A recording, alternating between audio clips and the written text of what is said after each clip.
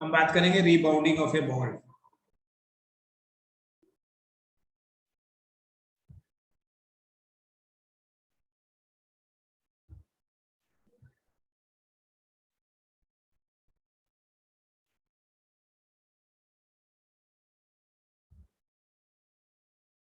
Rebounding of a ball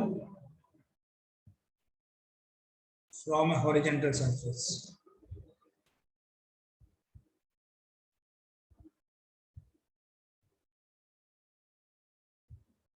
ठीक है, देखो ये कोलिजन में हम किस तरह से पढ़ेंगे।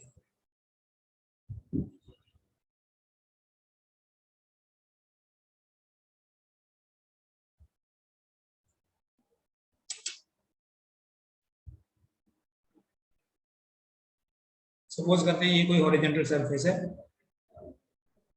और इस हॉरिजॉन्टल सरफेस के ऊपर एक बॉल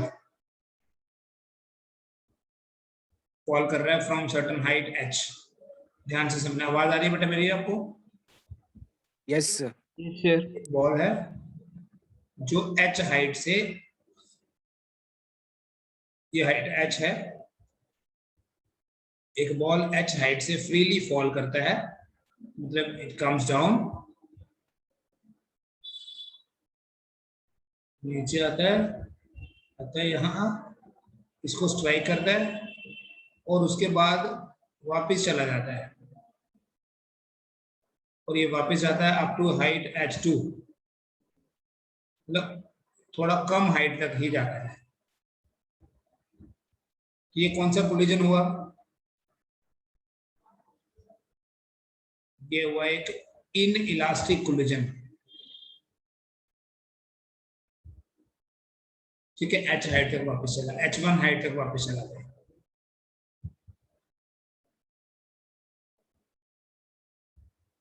तो यहां इस बॉल ने स्ट्राइक किया, यहां इस बॉल के बीच में और फ्लोर के बीच में कोलिजन हुआ। A ball falls freely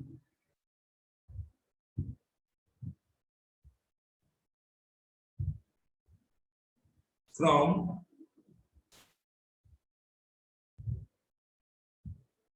a height h above the ground and rebounds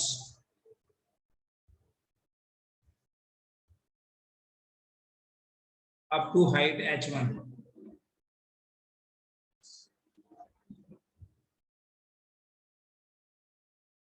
If the ball hits the ground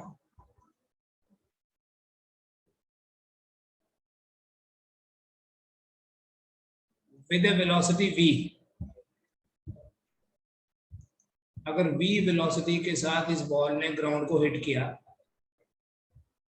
then this v equals to square root of 2gh। कोई डाउट की बेटा कहां से आया फॉर्मूला ये? Let me know if you have any doubt in this. कहां से आया फॉर्मूला पता है? बोलो। No sir. नो नहीं सर। पता? क्यों बेटा? ये तो हमने काइनेमेटिक्स का फॉर्मूला यूज किया, v square equal to u square plus 2as। जब ये फ्रीली फॉल करता है, इसकी इनिशियल वेलोसिटी 0 है, 0 स्क्वायर प्लस 2 डाउनवर्ड मोशन है, g s की जगह h, तो v स्क्वायर अगर 2gh है तो v कितना हो गया? √2gh। अगर ये ball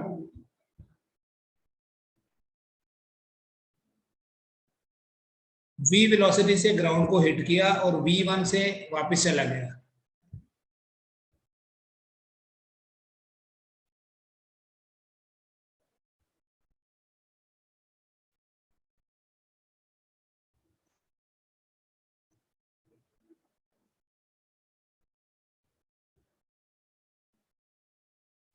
then v1 will be equal to, same equation use करके ये भी फाइंड कर सकते हैं, क्योंकि वो फाइनल वेलोसिटी 0 हो जाएगी, इनिशियल वेलोसिटी आपकी v1 है और नीचे से ऊपर जाते हुए acceleration will be taken as -g। ये डाउनवर्ड मोशन है, इसके लिए इक्वेशन बनी, और अपवर्ड मोशन के लिए इक्वेशन क्या बनेगी, देखो इनिशियल वेलोसिटी है v1, फाइनल वेलोसिटी है 0, और नीचे से ऊपर जाते हुए जो एक्सेलरेशन है वो है -g, तो 2g, कैन वी से v1 square is equal to 2g h1, तो v1 कितना हो गया, √2g h1। अब कोफिशिएंट ऑफ रेस्टिट्यूशन अगर e है,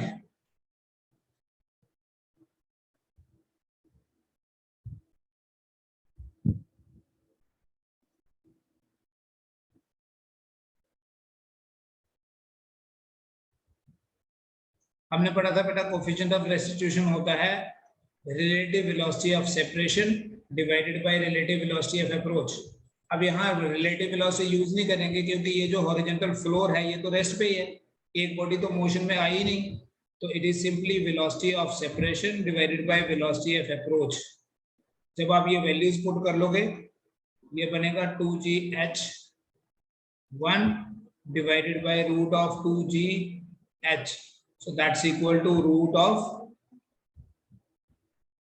h1 by h। चेक कर लो बेटा इसको, इसमें कोई डाउट हो तो बताओ।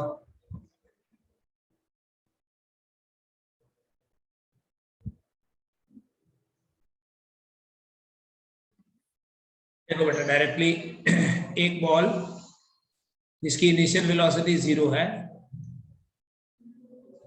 फ्रीली फॉल करता है ग्राउंड पे एंड रीबाउंड करता है up to height h1, h से फॉल किया h1 तक गया। कोफिशिएंट ऑफ रेस्टिट्यूशन ये है रीबाउंडिंग, फिर से बता रहा हूं, rebounding of a ball, coefficient of restitution is e and this e is equal to root of h1 by h। बेटा e स्क्वायर कितना हुआ, e स्क्वायर हो गया h1 by h, which means that h1 is equal to e square h।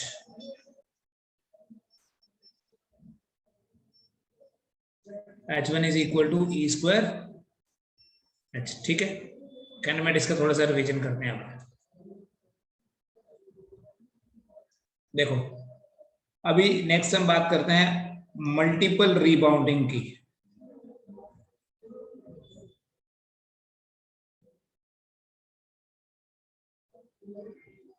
Multiple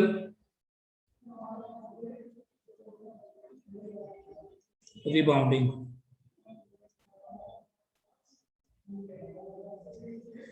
क्या हुआ बेटा, एक ball h height से ग्राउंड पे गिरा और फिर h1 हाइट तक गया, मान लो उसके बाद ये प्रोसेस चलता रहा।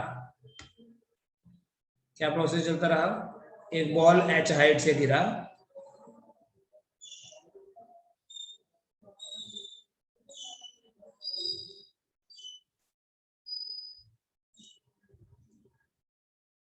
फिर h1 हाइट तक गया,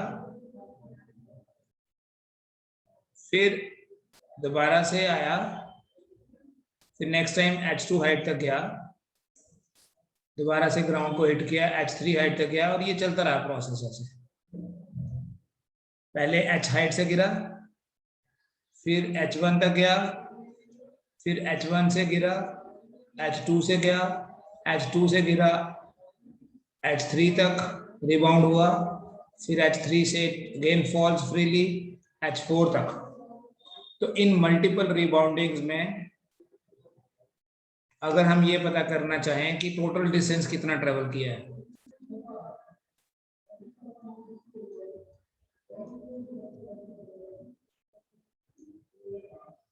तो कैसे फाइंड करेंगे टोटल डिस्टेंस ट्रेवल।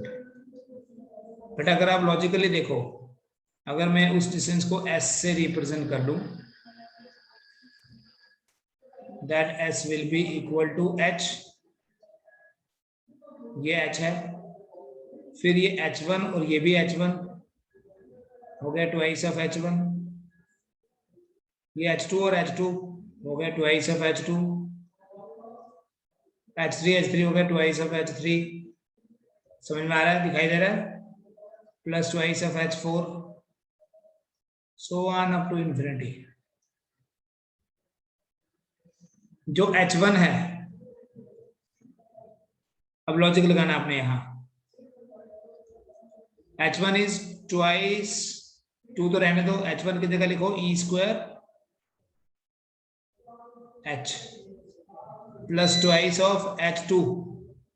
बेटा अगर आप यहीं से स्टार्ट करो, ये पहला रिबाउंड हुआ, ये दूसरा रिबाउंड हुआ, यहीं से स्टार्ट करो, h1 से गिरा और h2 तक गया, तो h2 कितना हो जाएगा, e स्क्वायर h1, या इधर अलग से लिख लेता हूं मैं, देखो जो h1 है that is e square h, h2 जो है that is e square h1, so that is equal to e square h1 की जगह क्या लिख लें, e स्क्वायर h, उससे बेटा आपका जो h2 है वो बन जाएगा e रेज पर 4h, h3 क्या बनेगा, h3 पे रिबाउंड करा है after falling from h2, so h3 आएगा e square h2 which is equal to e square h2 की जगह फिर से लिख दो e रेज पर 4h, तो ये बनेगा e रेज पर 6h। ये सारी वैल्यूज यहां सब्स्टिट्यूट करके आप टोटल डिस्टेंस फाइंड करो, टोटल डिस्टेंस मतलब s फाइंड करना है, तो s कितना होगा,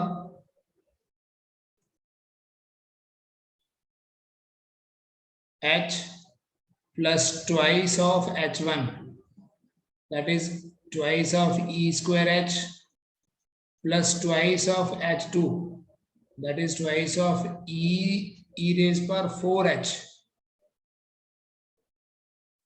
plus twice of h3 that is e raise पर 6h।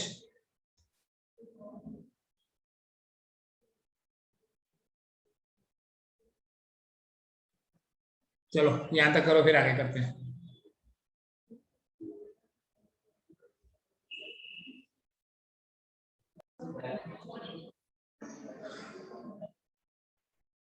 नेक्स्ट स्टेप में बेटा you will write it as s equal to, ये h ऐसे रहने दो, plus 2e square h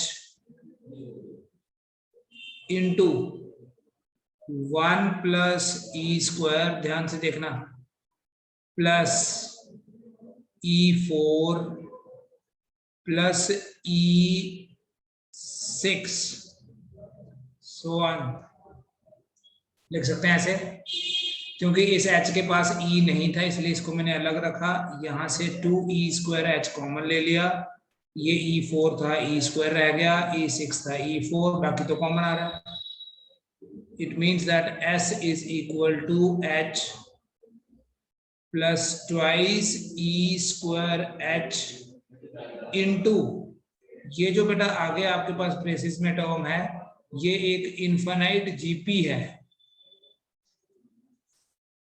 infinite geometric progression, it is like a plus ar plus ar square plus ar cube, ऐसी terms up to infinity अगर हो तो इसको बोलते हैं इनफाइनाइट जीपी, और किसी भी इनफाइनाइट जीपी का जो सम होता है, sum of an infinite GP is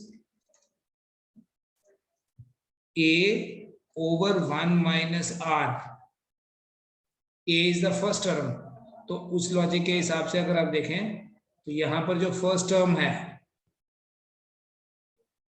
वो है 1, r होता है बेटा common ratio, r is called as common ratio, over 1 minus e square. What is common ratio here? E square. कैसे पता चलता है? जैसे यहां देखोगे सेकेंड टर्म को फर्स्ट से डिवाइड करो आर आएगा, थर्ड को सेकेंड से करोगे आर, फिर से आर, तो यहाँ e square by 1, e square, e 4 by e square ही आएगा. ठीक है, that is common ratio. This means S is equal to H plus twice E square divided by 1 minus e square into h again, which means s is equal to h common ले लो, आएगा 1 plus 2e square over 1 minus e square, which further will become h into 1 minus e square plus 2e square divided by 1 minus e square. समझ में आ रहा है? तो आपका बेटा s आ जाएगा h इंटू न्यूमरेटर में आएगा 1 प्लस ई स्क्वायर, डिनोमिनेटर में 1 माइनस ई स्क्वायर. ठीक है, ये रिजल्ट है, इसको चेक करें आप.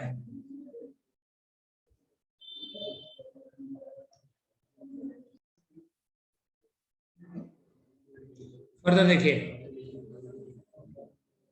अगर एक बॉल या कोई भी ऑब्जेक्ट, ठीक है, एक ऑब्जेक्ट जो है वो किसी हाइट h से ग्राउंड पे फॉल करता है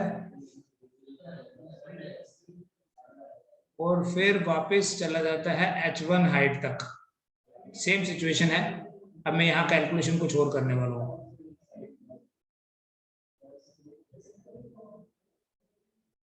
अगर वो h हाइट से फॉल करा, h1 हाइट तक रीबाउंड करा. अभी हमने वेलोसिटीज की बात की. A ball falls freely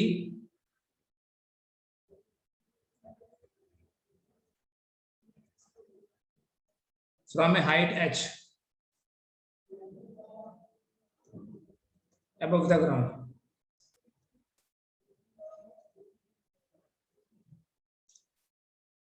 If it reaches the ground in time t, then t is equal to square root of 2h by g.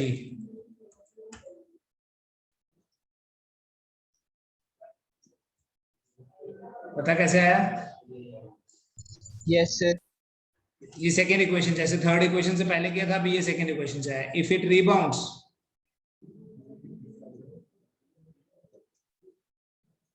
up to height h1, then time taken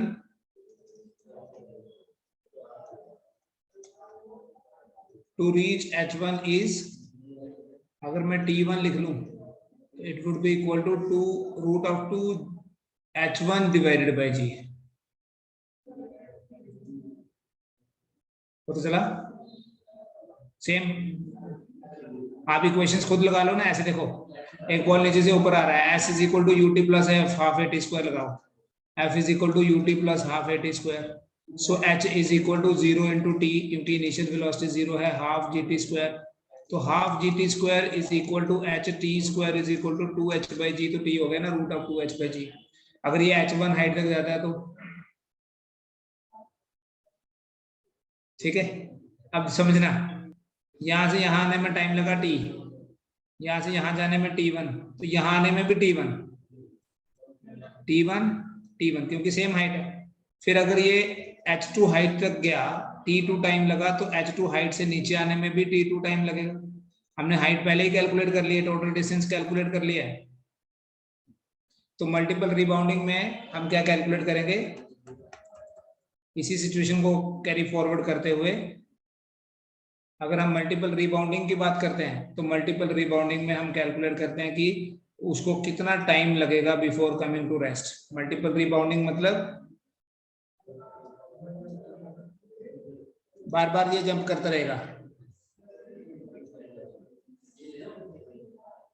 ये surface है, h height से ball गिरा,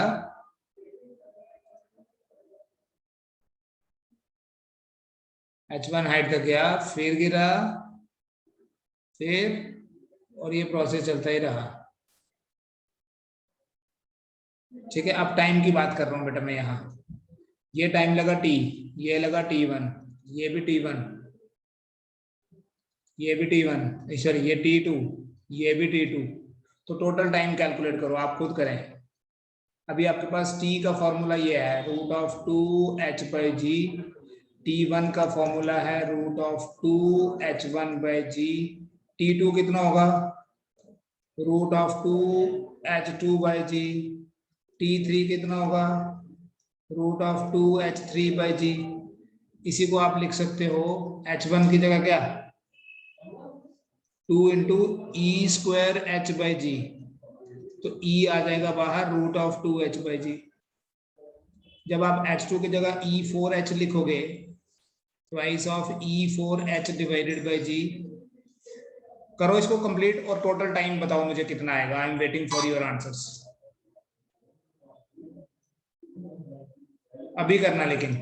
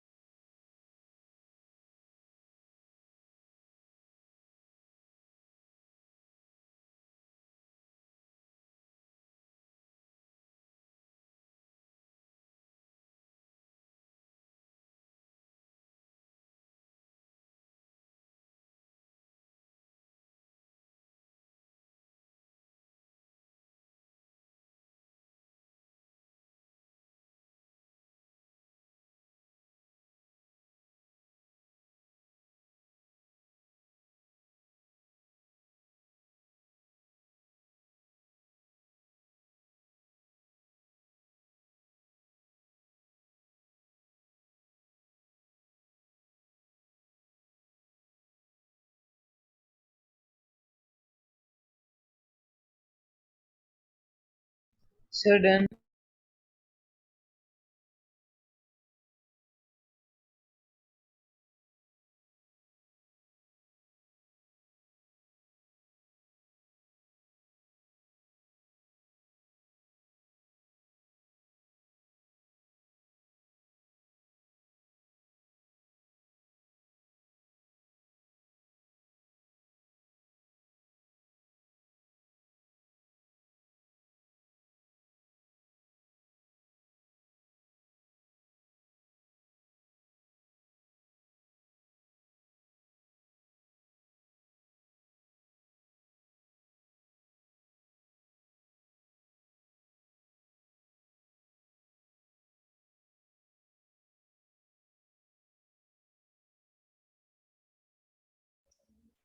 एक answer आया बस।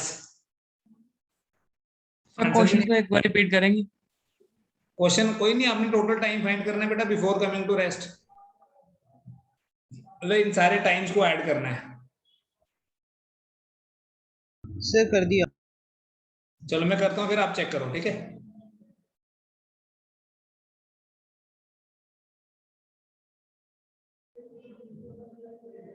सो this t is equal to, total time अगर आपको find करना है, it is equal to t1, sorry t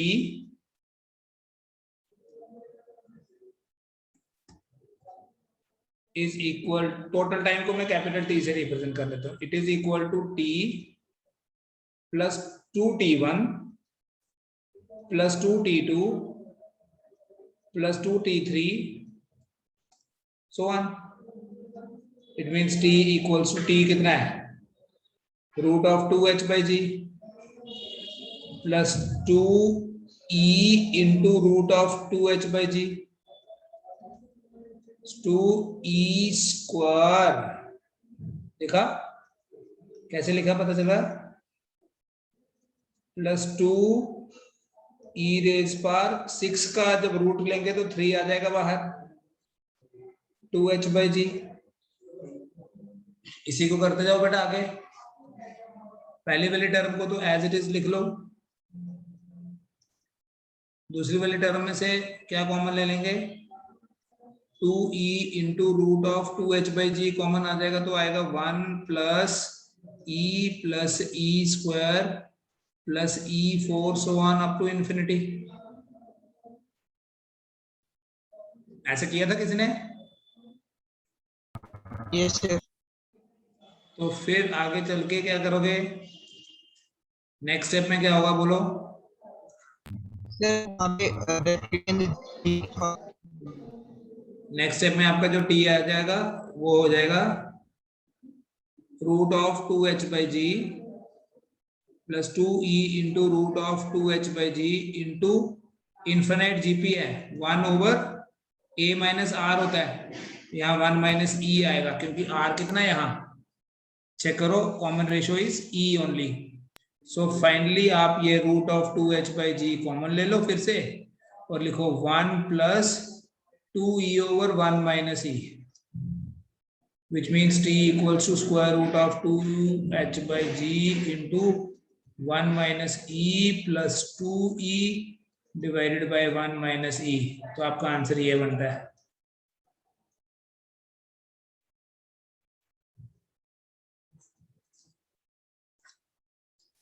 ठीक है, do it and let me know if there is any problem.